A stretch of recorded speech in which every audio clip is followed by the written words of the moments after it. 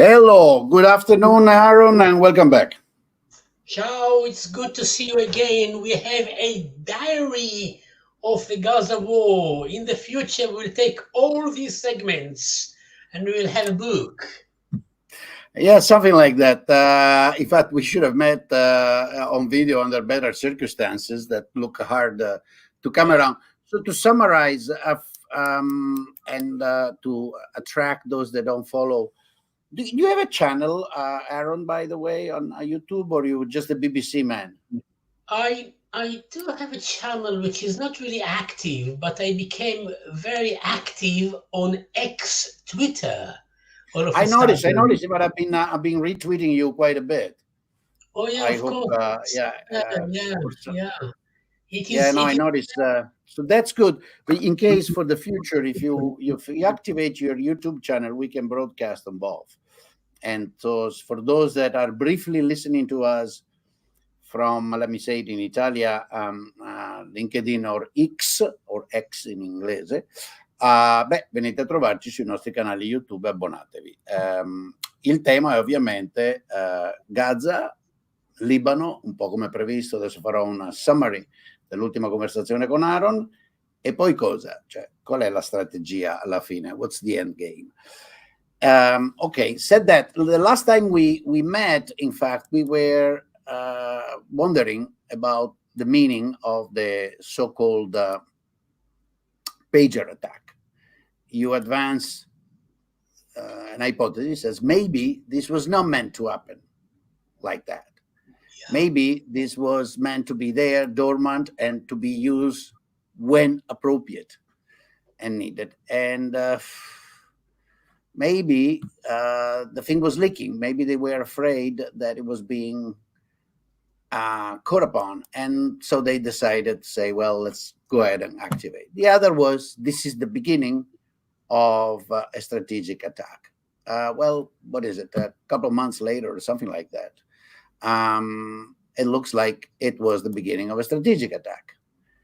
Or not. What do you think? And let's go with your view. It's an interesting point now to look back, because I think that we ended our last conversation with a viper, with a pages attack, which was done by Israel.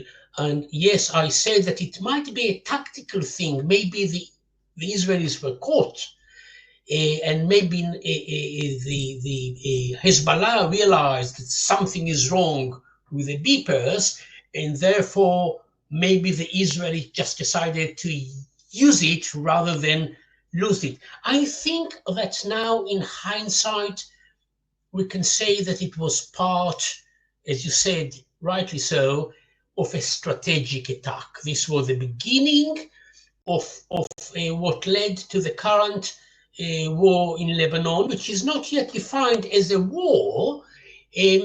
So we had this attack in which the Israelis exploded the beepers. They injured many people. We are talking about 3,000 Hezbollah members, and not the not important ones, the commanders, because only the commanders got the little devices. Also some members of their families, because if you have a family member, you are a Hezbollah someone there, you can get a device for them. Many of them lost their eyes, many of them lost their fingers. So this was the beginning. And then, of course, the Israelis started with assassinations. They assassinated all the top Hezbollah leadership, Nasrallah and the people around him. And very few of the old guards are still there. And after the assassination of Nasrallah, Hezbollah did not announce the name of the next one. We do not know who he is. I think that I know. We don't know officially who is the leader of Hezbollah. I believe that the leader of Hezbollah is someone by the name of Naim Qassem. Naim Qassem, who has been there for many years in Hezbollah. He worked with Nasrallah's predecessor. He worked with Nasrallah. He was the deputy vice, the vice secretary general of Hezbollah. Why I'm saying that he is probably the leader now for two reasons. Number one, after the assassination of Nasrallah by Israel, he was the one who gave a speech in which he did not say that he is the leader, but he talked in the name of Hezbollah. The second reason why I think that he is the leader is that he was smuggled out of Lebanon and he is now in Tehran, in Iran. So I think that there is a new leader there. So just to go back to your original question, so we had this big attack at the opening, then we had many assassinations, and after all these James Bond operations, we are now in a grim war of attrition between the two parties. We are there. It's just a war of attrition, and it's very difficult to have winners or to win wars of attrition. That's the reality at the moment. So yeah, that's long been your thesis on Lebanon, and I want to hear about that.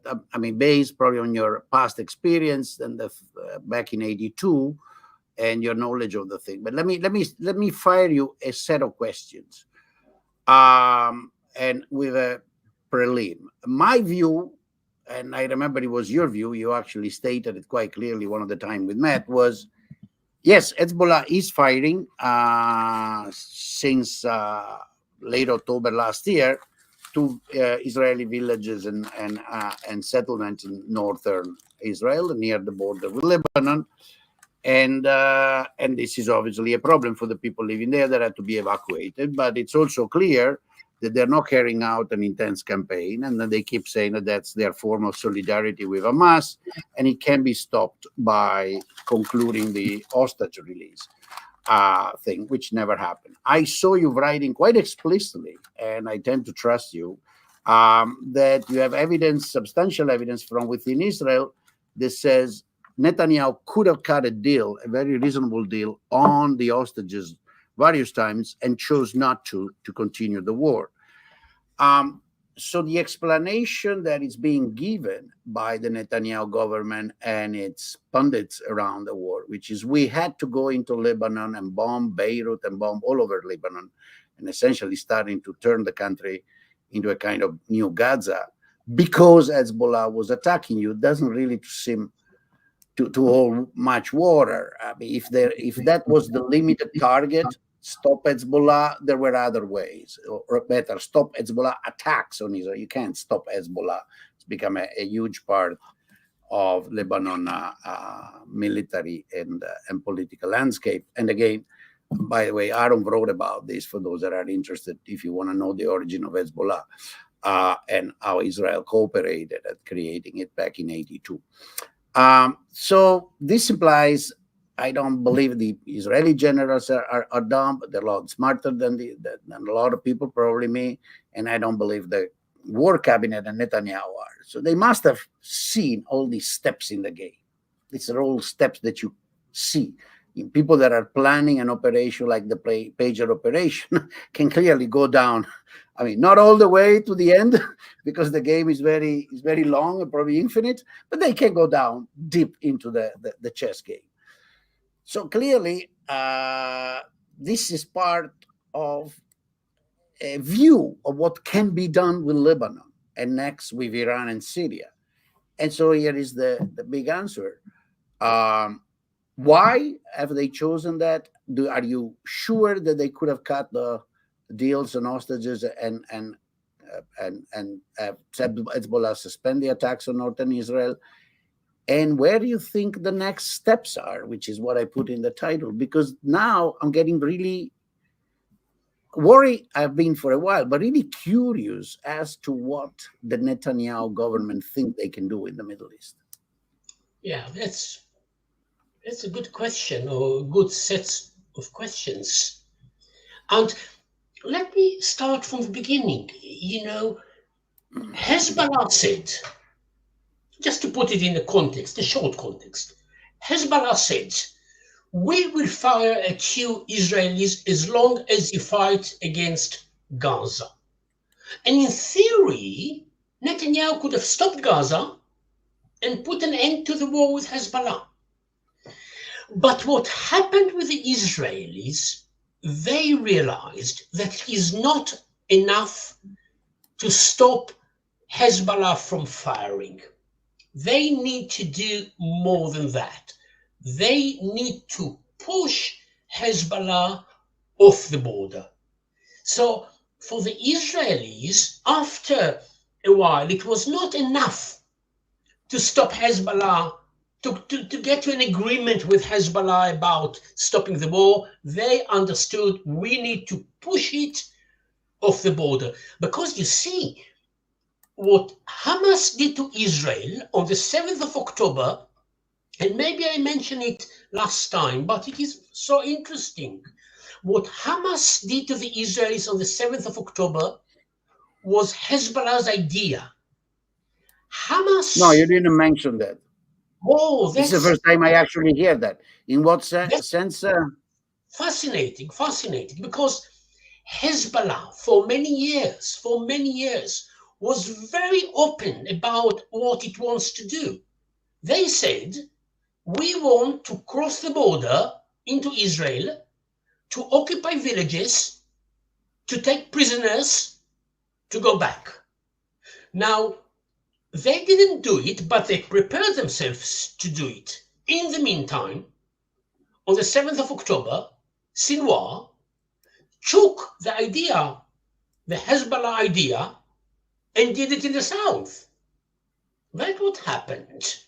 Now, Hezbollah, over the years, preparing themselves to do it in the north, before it was stolen by Hamas, preparing themselves to do it in the north, set up and prepared along the border all the infrastructure to do it.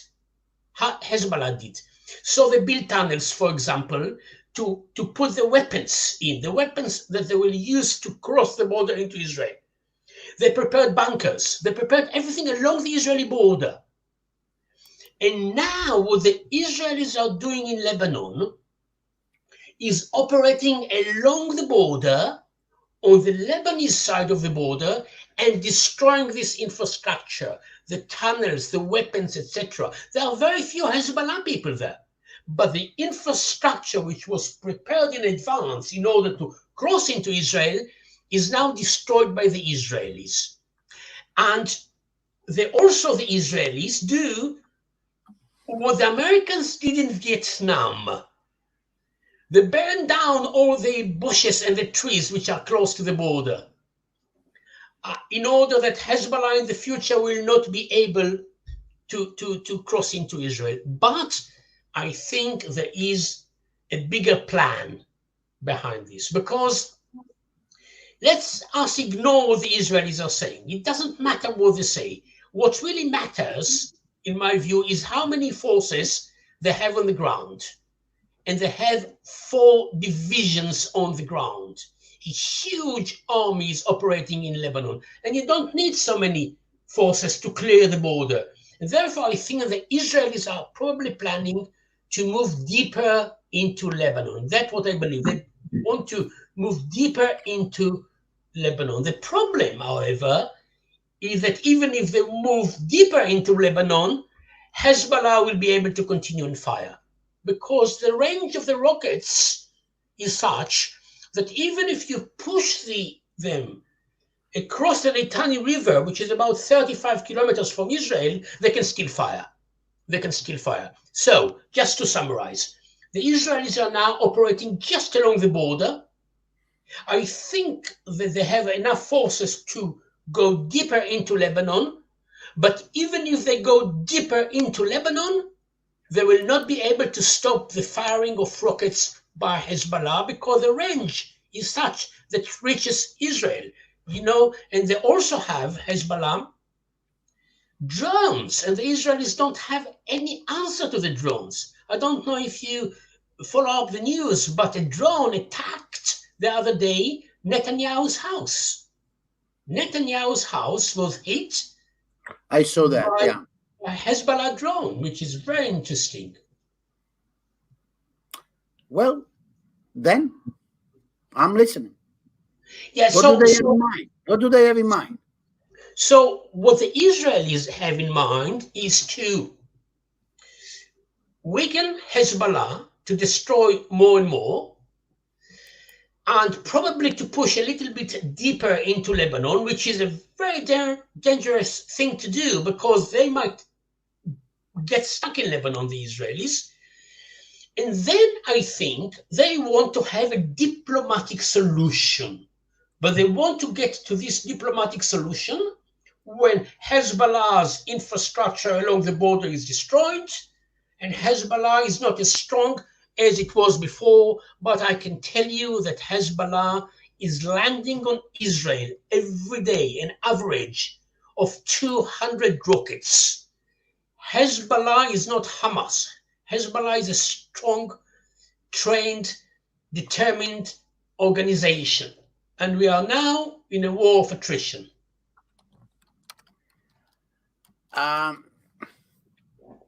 Well, still, I have to push you. So you think they want to have a diplomatic thing about what?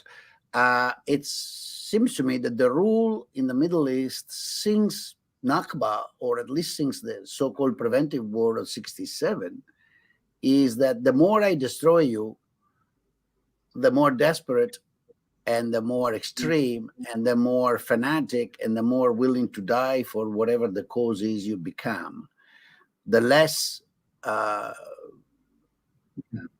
room there is for, how can I say, normal political life. Lebanon is a perfect example. Hezbollah has become essentially a chunk of the Lebanese state, government and state, from nothing in the space of 40 years, from not even existing, from the Shiite communities living in the south of Lebanon being fairly relevant in the political landscape, because of Israelis beating up on them and beating up on PLO in Beirut and around Beirut. So what chances are there that groups like Hezbollah, or now the general, from what I read on the international press, Lebanese political landscape will actually enter into a true diplomatic solution that can be maintained? I mean, because obviously lots of promises can be made and then violated the day after, in front of the clearly, especially with the last bombing of Beirut, right, clearly growing and gigantic additional resentment also in Lebanon. So there must be something else more cynical, more rational, in my opinion. This seems to be wishful thinking. At this point, any diplomatic solution in that part is wishful thinking, unless it is the idea that it's actually a diplomacy with Saudi Arabia or the United States, and that they will cooperate in imposing some form of the Italians say Cartaginese peace, Carthagos, in the front of destruction impose the peace. I just don't see where and who's going to sign a deal for Hezbollah, given that whoever is the leader of Hezbollah is the object of direct assassination. I mean, nobody's going to emerge and say, look, I'm the guy in charge, well, boom, I'm gone. So I don't know what diplomatic means, Aaron. So number one, you're right. It is now time. It is time of war now. There is war now. I agree with you, and this war is going to take weeks. We are not yet at the diplomatic moments. But while you and I are here talking to each other, an American envoy, his name is Hochstein, is in Beirut. He is there now, this moment, talking to them. You see, diplomacy takes time. So there is war, which will go on between Israel and Hezbollah for many weeks. For many weeks. Parallel to it, there is some diplomacy going on. Let's ask ourselves what sort of diplomatic solution that could be in the future, because one day, probably when you and I meet again, because we do every 2-3 months, probably, I think, maybe there'll be some diplomatic solution. Now, let's just think what it could be. It would be based, the future diplomatic solution, which is not now relevant. Again, I don't want to sound as if I think that diplomacy can solve it now. No, I don't think so. It's time of war. But in the future, everything will be based on UN Resolution 1701, which ended the last Lebanon war in 2006. It will require that there will be no Hezbollah along the border. Hezbollah should go. Not only that it should, and instead of Hezbollah... Well, let me understand. Okay, Hezbollah should go. They were supposed to go. There was supposed to be the UNIFIL separating force, which is a joke because it's not armed. As you pointed out, it's got no... I think you pointed out, how can you... Or somebody else. I don't forgot. Some military experts said, these guys have no aerial support. They have no air support. What do you think they can actually do? They have small tanks. What are they going to do against the Israeli tank or the Hezbollah rocket? So you want to put a separating force there? Who's going to put the separating force? Who's going to guarantee? Who has the military capability and the credibility to guarantee that? At the moment, in South Lebanon, there is the United Nations force, which is called UNIFIL. Right. They're being fired upon and they count like zero. Yeah. Everyone is, laughing at them, disappointed of them, but what can they do? What can they do? I'm not laughing. I mean, poor desperate. I mean, it's just a political signal, and it's a political signal of impotence, but the impotence comes from the fact that within United Nations and United States and the big countries, there is no willingness to put true foot on the ground and true weapons. No, they don't want. The idea of the future solution could be that Lebanon, the state of Lebanon, by the way, they don't have a president at the moment. They need to nominate a president, which is part of the problem. There is no president in Lebanon at the moment because Hezbollah put difficulties. Now maybe there is an opportunity to have a president. So the idea is that Lebanon will send its army to the south, not to fight anyone, but to make sure that what remains of Hezbollah is not there. That's the idea that Lebanon will send... May I laugh at this? Do you get offended? May I laugh at this? No, I agree with you. You see, the idea is that Hezbollah will be so weak. I don't know if it will happen, but the idea is that Israel will destroy so much of it that it will be possible for the Lebanese military. They have you're laughing, but yes, it's a very, it's not a very good army. But the idea is that with Hezbollah being so weak because the Israelis are hitting at them and, it's bleeding as an organization, that the Lebanese army will be able to go down, and there will be also UNIFIL. That's the idea, and there will be no Hezbollah. Are we going to? Are we there? We are not there. At the moment, it's a very tough war, and Hezbollah. Everyone said, "Oh, Nasrallah gone, all the command gone, all the communication destroyed." Pager attacks, assassination, it's finished. It's not finished. It's just rebuilding itself, Hezbollah, and it's hitting back at Israel very hard, very hard. And you look at what's happening in Israel, as I said, 200 rockets, an average of 200 rockets a day. And what Hezbollah does, they increase their attacks in terms of the range.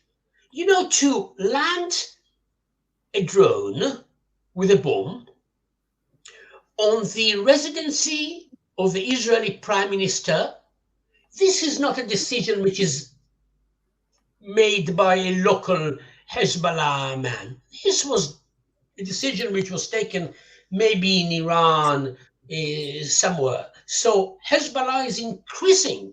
Hezbollah is escalating. Hezbollah is standing on its feet, and it's fighting back. And you know, militarily talking now, Israel find it very difficult to deal with some aspects of it. You know, as I mentioned with the drones, you have these little airplanes with no pilots flying very low, and the sophisticated Israeli airplanes, the F-15s or whatever, or the helicopters, they can't stop it. They just go and hit the house of the prime minister. Or last week, it landed on the dining room where soldiers were having their dinner, killing many of them. And therefore, militarily, the Israelis find it very difficult to stop the Hezbollah attacks. And only going back to your original question, only diplomacy in the end will stop the Hezbollah, you know, drones and rockets. By force, militarily, Israel cannot stop it, It's not going to happen. All right. So that's now let's move to the next step, though. Exactly. So before you ask your question, I'll tell you where we should go. Before you ask, we should go to Iran, because our eyes. okay, I caught you. Because people are quite annoyed with me, because people think that I know, and I've kept saying to them in the last 2 weeks, keep your eyes on the ball. The ball is Iran. You should keep your eye on the ball. And I said it so many times that people are a bit, tired of what I'm saying. But our eyes should be on the ball. The ball is Iran. Why? Because the Israelis are going to attack Iran. And while we are talking, when you ask your question, I look to the left to see whether the airplanes are on the way. That's what I'm doing all the time. Here's my news feed, and I keep an eye. Are they on the way? I'm very surprised that the Israeli airplanes are still parked in Israel. I'm very surprised that the Israeli airplanes are not on the way or back. Because, why I'm saying it, because Iran landed 180 rockets and missiles on Israel a few weeks ago. They didn't cause much damage, but they really challenged Israel when they did it. Israel said, and I understand it, we are going to respond. Now, I'm surprised that they haven't done it so, because the Israeli practice is to do it immediately. The Israeli practice, if you look back in time, they always react immediately to the attack that comes on them. And now they are taking their time. Now they are not responding. They are saying we are going to respond. They keep saying they are committed. There is no chance that they will not attack. I can tell you, usually I'm very careful, but I can tell you 100%, the Israelis are going to attack Iran. What surprises me is that it's taking them so long, because usually they do it immediately. Yeah. Right. Why is it taking so long? Oh, that's an interesting question. Why it's taking them so long? Oh, go back. Go on. No, it's very nice. Oh, beautiful. Let me see it. I am envious. I'm very envious. Don't worry about Aaron. Very, very, very classical. The little dog, When yeah. when I had my Labrador, these things would happen too. I couldn't see. Was that what kind of dog is that? It's a massive dog. Massive. Oh, nice. Be careful if you try to break, into my house. That's going to be dangerous. Yeah. Good. So why the Israelis are waiting? There's pressure on them. There's pressure on them. There's pressure, big pressure, international pressure. What not to attack, what not to do in Iran. And Biden is very determined that Israel should not attack the nuclear reactors in Iran, and that Israel should not attack the oil facilities in Iran. That's what the Americans keep saying to the Israelis, don't do that.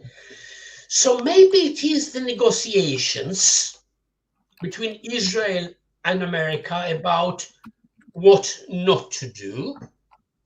But I think that by now it is over. They've decided what to attack with Americans or what not to attack.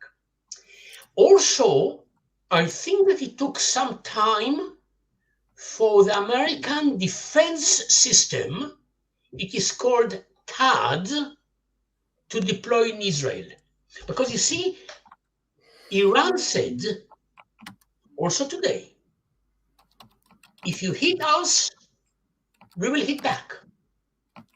And therefore, the Israelis have to prepare themselves not so much for their attack, but for the incoming attack. And in preparations, the Americans decided to give to the Israelis a defense system to help them. By now, for the last couple of days, it is deployed. So maybe it took some time, to finish deploying this system.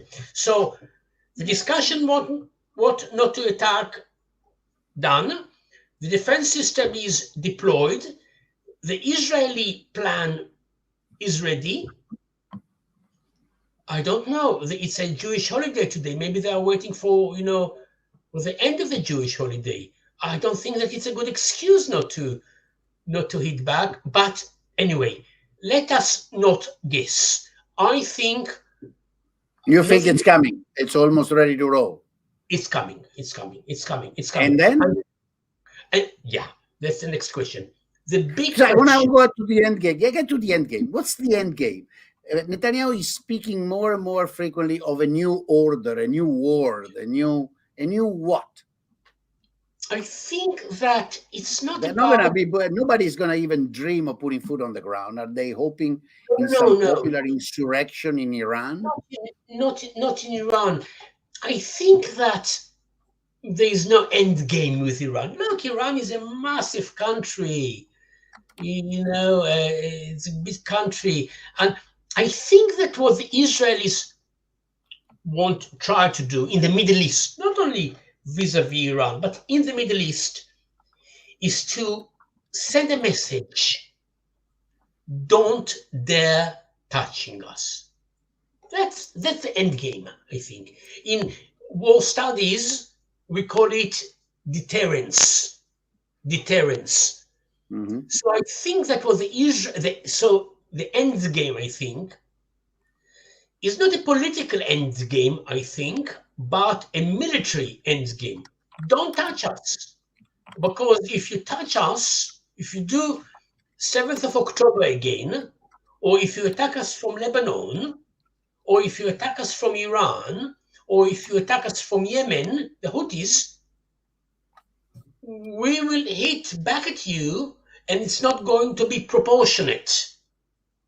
You see, Biden tries to make it a little bit proportionate, saying to the Israelis, don't do nuclear, don't attack the oil refineries, because he doesn't want oil prices to spike before the elections. Well, the elections in 2 weeks' time. And therefore, the Israelis, so the end game, answering your question, is don't you dare touching us. If you touch us, we will be back, and we will cause you a lot of damage. That's Netanyahu's end game. And his personal end game is to survive in power politically. So that's what Netanyahu wants to do, to survive politically and to try make people in Israel at least to forget that he was a prime minister who was in power when 7th of October happened. The most disastrous event in Israel's history is on Netanyahu's watch. He was the prime minister, and he's trying to show he wants history to remember him differently. He doesn't want to compromise on hostages, because if there is a hostages deal, and I'm sure that we are going to talk about Gaza in a minute, he will have to release prisoners, etc. He doesn't want it. He wants to be remembered as, the Israelis who fought back and led his nation against everyone that tried to attack. That's the end game. The end game is deterrence. Don't touch us. And Netanyahu's end game is, I want to survive politically. So, and you think the end game will work in considering what let's call it, the Muslim culture and view of the whole thing, as far as war and sacrifice and so on? Well, and with about soon, for now, 2-point-something million, but soon many more, because West Bank is going to keep escalating. Palestinian on the road. That's, of course, another front. We can say a few words about it. But if it's going to work, I really don't know. What I do know is that it is such, and people don't appreciate it, it is such a dangerous moment now, because when Israel attacks Iran, probably in the coming days, Iran will probably react, and this could get out of hand. And if it gets out of hand, we can have a regional war, and this is dangerous. People underestimate Iran. Iran was attacked in 1980 by Iraq. Iran was not in a good position after the revolution. And Iran resisted. And for 8 years, he didn't give up. Iran is a tough, sophisticated opponent. And therefore, back to your question, I think that we are now at a very dangerous moment, because there is a danger that these blows, Israel-Iran, Iran-Israel, Israel-Iran, might get out of hand, and it will be difficult to put the lid on the pot again, because it will get out of hand. Maybe not. I hope not. It might be that the attack on Iran will be such that, let's say that the Israelis do what they promised to Biden. They promised him to attack military targets. Maybe Iran will say, well, we can hide it from our people. They will not know that all our bases are destroyed. And we cannot react to the Israeli attack on us. Because don't forget, for Iran, there is a strong opposition there. And it is important for them to show to their own people that there are no paper tiger. That's Iran. And therefore, if Israel attacks something and it is very visible, it is very big, it might encourage the opposition in Iran to resist against the regime. But if the Israeli military attack is strong, but only military targets, Iran can just say, oh, nobody is allowed into the military bases, and we can just say, okay, we stop it now. So a dangerous, but maybe I shouldn't say that, but fascinating moment now. And we'll have to see how things will develop following the forthcoming Israeli attack.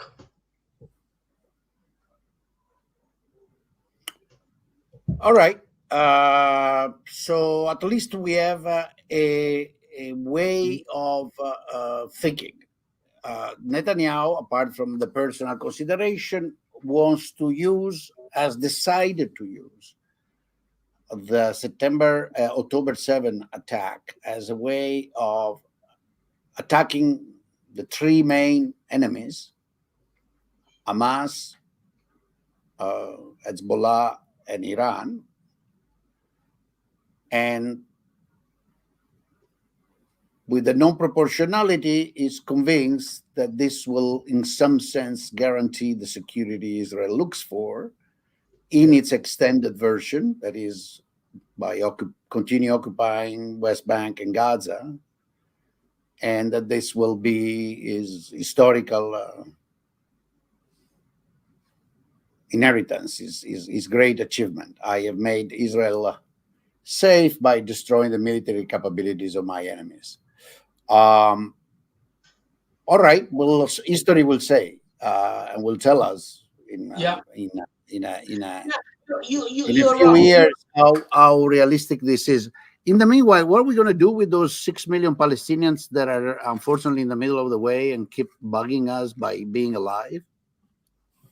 Let's if I may, if you allow me, I want to say something about Gaza, because you mentioned Palestinians. Okay, can I say something about Gaza? Yeah. What's happening in Gaza now, in the northern part of Gaza, is something that people underestimate, and people don't understand what's going on there. And I'll tell you what's going on there. Israel tries at the moment to clear northern Gaza from the Palestinians. In North Gaza, in the northern Gaza Strip, there are about 400,000 Palestinians. 400,000 Palestinians. Of them, about 5,000 or 4,000 Hamasniks carrying guns. What the Israelis are doing there at the moment, while we are speaking, is putting pressure on the Palestinian population there, 400,000, to go out of there, to the southern part of the Gaza Strip. The Israelis say, we want you to go because we want to fight against the 4,000 Hamas terrorists who are there. Yeah, I read your analysis of that, and your hypothesis is that they actually want to settle again into Gaza. You see, I'm very careful. I don't want to really use the words which I'm going to use, because I want to make it a strong point for your viewers. What the Israelis are doing in the northern Gaza Strip is ethnic cleansing. Ethnic cleansing. They are clearing the population. These are very strong words, I know. Ethnic cleansing. They are putting pressure on them. They are scaring them. They are frightening them. They want them out of the way. This is called the military general's plan. The general's plan. Everyone talked about it in Israel, but nobody believed that it could happen. But this is exactly what the military is doing in North Gaza without giving the green light by the government. The government did not say to them, okay, you do the general's plan now. But the government knows that it's happening. Netanyahu probably doesn't want to give an order to do ethnic cleansing, but this is exactly what the military is doing. And they are doing it. The people who invented it were military people who said we should clear the northern Gaza Strip because they think military. They think if we clear the people, they want to fight in an open field with no civilian in the middle, so they can display all their weaponry. There is no problem. Yes, of course, they want the good guys to leave, and the 4,000 bad guys who are with the Kalashnikovs to stay, and then it will be easy to fight against the 4,000, 5,000 bad guys. But this is a lie. You see, this is a lie. Because in real life, the bad guys, seeing that this is what the Israelis are doing, they will they throw away their Kalashnikovs, and they leave with the rest of the population. The answer the people give to you is that, oh well, but they're controlling and monitoring every single adult male, so they'll catch them in any case. Yeah, but so there's a plan to clear the area, and if you look pictures, the Palestinians are forced to leave. Now, in the meantime, settlers in Israel, and ministers, 20 ministers, met with settlers yesterday, not far from Gaza, in Israel, but not far from Gaza, leading settlers, and 20 ministers and members of the Israeli parliament, 20 out of the 120 met, and they talked about the Israeli return to the Gaza Strip. They were very open about it. And Netanyahu did not say, I condemn it, or he didn't say, it's not a good idea. He didn't say anything. And to say anything is to approve it. So what basically happening now is, and people should be aware, the Israelis are clearing the northern part of the Gaza Strip, and settlers prepare themselves to move in. That's the reality. That's the reality of what's happening there. Gaza did not go well for the Israelis. Gaza is not a great success. First of all, there was, of course, the terrible 7th of October defeat. And number two, you see, the two aims, what the government wanted to achieve was not achieved in the Gaza Strip. The government wanted the military to achieve two things. Number one, to destroy Hamas. Hamas is still there. Hamas is still there. It is bleeding, it is battered, it is not in a good place, but Hamas is still there. If you are the one who give the people the food, I'm talking about Hamas now, you are in power. We always go to the person who gives us food. It's natural. So the people of Gaza, the 2 million people, get the food from Hamas. The Israelis send food into the Gaza Strip. Who is distributing it? Hamas. And some other, charities. So Hamas is in power. So aim number one of the government was not achieved. Hamas is in power. Aim number two was to release the Israeli hostages. When Hamas attacked on the 7th of October, they took with them into Gaza 240 Israelis. And other people, people who worked in Israel, who came from Thailand, but mainly Israelis. Some of them were released in a deal which went ahead with Hamas, very few of them. A few of them were released by the Israeli military operations. Very few. Most of them died. Most of them died. The Israelis are now talking about 101 hostages in Gaza. In my view, the number of people who are still alive, is about 30. All the rest are dead. They died, history will show. They died because of Israeli fire. The Israelis bombed over the last year and killed hostages. Number two, many hostages were killed by the Hamas guards when the Israeli troops got too close to them. They just shot them. And the rest of them died because of the terrible conditions. Most of them are kept in tunnels for a year now. You can't even stand in some of these tunnels. There is no flow of air in the tunnels. There is very little food in Gaza. And therefore, to go back to my initial point, aim number 2, to release the hostages, was not achieved. And therefore, in Gaza, if you think about it, logically, coldly, not as an Israeli, if you are an outsider like me now, thinking about it, Gaza is a terrible defeat for the Israelis. Number 1, 7th of October attack. Number 2, Hamas is still in power after a year. Number 3, all the hostages, most of them are dead.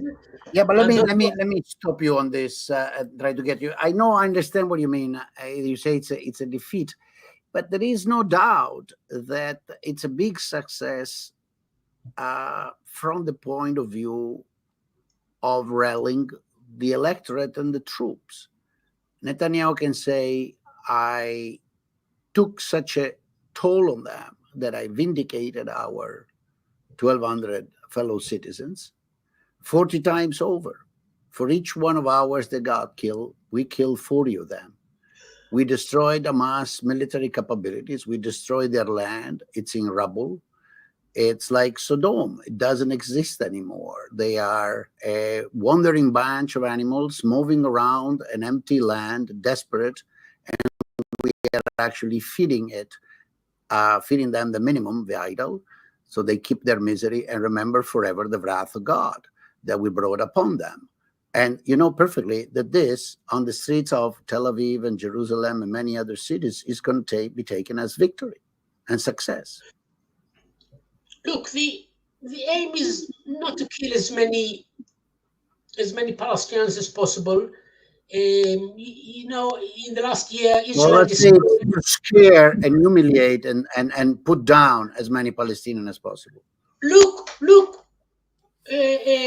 You mentioned before, and rightly so, I agree with you, the West Bank, and the Israelis destroyed most of the Hamas infrastructure in Gaza. They killed many of its people, but West Bank Palestinians keep attacking the Israelis. It did not deter them. It did not stop them.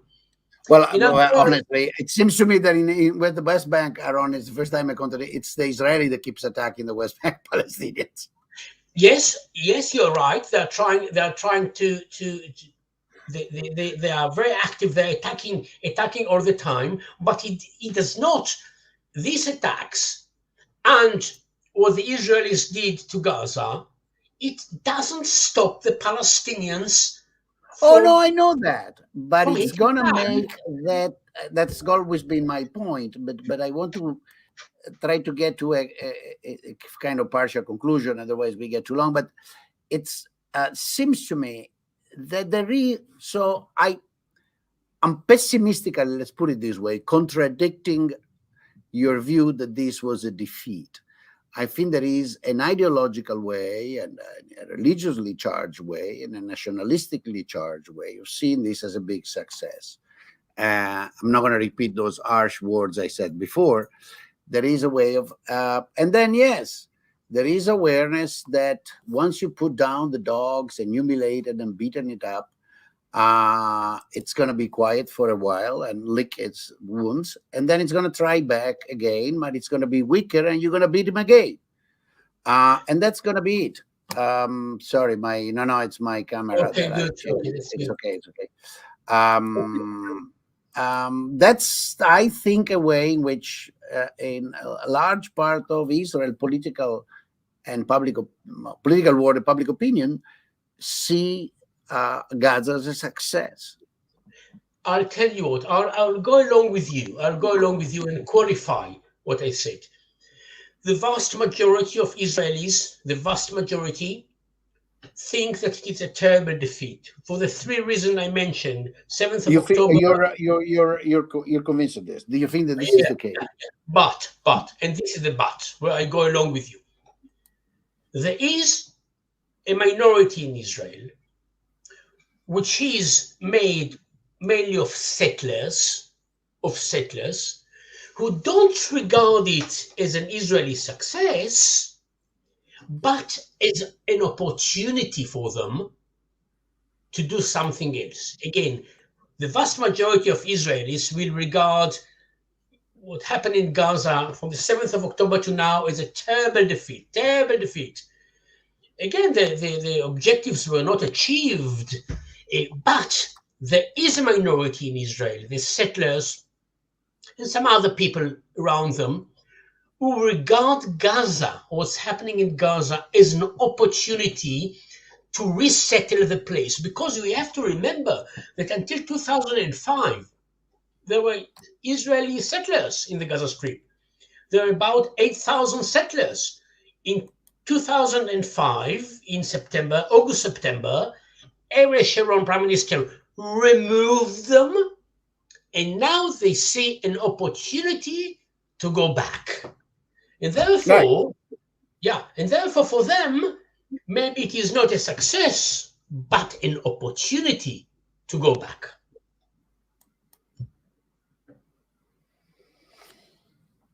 The only thing I would quarrel about is that this is a minority.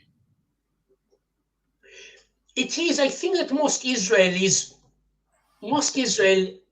don't think that it's a good idea to resettle the Gaza Strip. Most of them don't think to resettle the Gaza Strip. Okay. I think that most of them think that the proper handling of the Palestinian problem is the one that took place during the last year. Well, they think that that's many Israelis that teaching them a lesson by destroying them is important for the future of Israel. And it's taking us back to what we said, this idea of a deterrence. To don't touch us. But I don't think that it will work with the Palestinians. I don't think so. Israel destroyed. No, that's what I think also. I mean, it's 80 years that it doesn't work. It only got worse. So, I wanted to understand what your view was on this. It will not work. It will not work. The only way for the Israelis to stop the Palestinian attacks is to end the occupation. That's the source of it, you know. Let me say something very provocative. 7th of October, this horrific attack on Israel, the most disastrous attack on Israel which ever happened to them, did not come in a vacuum. There is a context to it. It's terrible to say it because people might think wrongly that I justify what happened the 7th of October. No, absolutely not. I know. But don't worry about, I have been the object of that kind of attack as well, that trying to explain why something happened is justifying it. It was a barbaric attack on Israel on the 7th of October, but there is a context. It was not done in a vacuum, and the context is the Israeli occupation. Okay, the Israeli occupation enabled it because people who are occupied are fighting back. Now, this one got out of, this was too much what they did, and it was counterproductive for them. But the occupation, if the Israelis want to end the war with the Palestinians, they have to end the occupation. Will they do it? Absolutely not. There is no chance. Yeah. Well, with this very optimistic forecast and in some sense with these very tragic words, what can I say, Aaron? I'll see you in a couple of months. You always end our conversations catching me with something terrible that I say, and then you say, with this optimistic note, we will end our conversation. No, don't worry. I say terrible things as well, and it's a matter of fact. All we're trying to do is to make people think a bit and keep abreast of facts and get some sense of reality about what's going on, which seems to be missing more and more. And, when I describe to you what I think is the way, I mean, the view, the people that think that actually Gaza was a success. It was the proper way of doing it. I'm trying to make people understand that that's the point of view. By the way, some of our listeners are informing me that now you've also become a darling of a group of so-called liberal, but not in the Western, not in the American sense, but conservative Italians, some of them belonging to the Italian Jewish community, that have been accusing me for a long time to be anti-Semite, and now you're also part of the club. Apparently. It's okay. I'm used to it. But what? Let's decide. Let's decide. I know that it's coming to an end now. Let's decide that we meet again, and we will probably talk about next time about the Israeli attack on Iran, because by the next time that we meet, oh yeah, I think it's unavoidable. That's why I was saying, maybe next time it's gonna be that. And then I want to know. I want to try to push you more on why. If you want, I would like to go back in history. I know you know the facts of war better than me. I would like to know. I'm tempted to bring Ian Pape or Pavlev. I actually wrote Pavlev. He said he's not into discussing it in public. But I would like, sometime I was thinking about trying to get in touch with Benny Morris, that I met very long ago, but I don't think he remembers me. Because I think the root of everything is between 1936, when the Arab revolt starts, and then Montgomery crashes it, and whatever the winning Israeli government decided to do after the 49 war. That was when the seed of disasters was planted, those 20 years roughly. Yeah. And I don't think we're getting out of it without going back there. I don't think it's possible. I got convinced over and over that the two-state solution and all that, it's all blah, blah, with which we elude ourselves because we don't like to see death. We don't like to see destruction. We all realize that there's a lot of high-quality human beings being destroyed for a century now, and just doesn't make any sense. But all these patches that the Americans have tried, in particular, post-70, post-Yom Kippur, seem to ignore the root causes. I don't know. That's my view. I mean, you know better than me, and I would like to get you involved in that. Yeah, if some of these characters want to discuss with you, I'll be happy to organize it. Thank you very much. It was a pleasure to see you again. Thank you, sir. Enjoy your afternoon. And say hi to that beautiful animal I saw. I like them. Ciao, ciao. All the best. Ciao, Aaron. Take care. Thank you. Allora, grazie a tutti per la compagnia, e oggi è un giorno Israele-Palestina. Fra 10 minuti abbiamo un ospite diverso, e per la prima volta una persona nata a Gaza, poi cresciuta nella disperazione, è venuto negli Stati Uniti d'America, dove vive e opera, ovviamente molto anti-Hamas, ma con un tentativo suo, che cercherò di fargli illustrare, di costruire uno spazio di dialogo e di pace. Non so quanto realistico, non so quanto illusorio, questo lo vedremo, però insomma è una persona che io non conosco, però gentilmente ha accettato di venire, e quindi fra 10 minuti credo ci raggiungerà da New York, però su un altro video. Questo lo chiudo qui. Grazie.